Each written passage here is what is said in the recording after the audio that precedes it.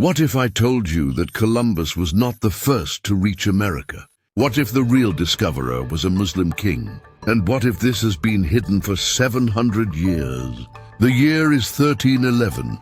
On the shores of West Africa stands Abu Bakr II, emperor of the Mali Empire and the richest ruler in the world. He looks toward the Atlantic Ocean, the edge of the known world. Most men would turn back. He did the opposite. He built 200 ships. He gathered thousands of sailors, warriors, and navigators, and he gave one order. We sail west, into the unknown.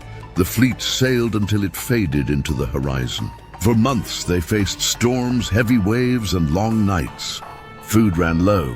Sailors whispered about monsters and the world's edge. But Abu Bakr pressed forward. Muslim navigators knew something Europe did not. They had studied the stars, mapped the winds, and charted currents that others feared. Then one day they saw land.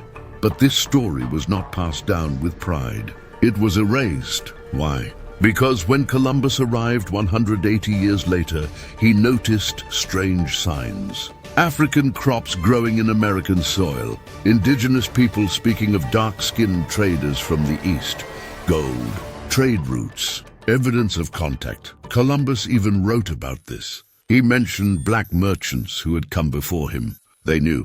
The maps existed. The routes were recorded. Muslim scholars like al-Masudi had written about lands beyond the ocean centuries earlier. But history was rewritten.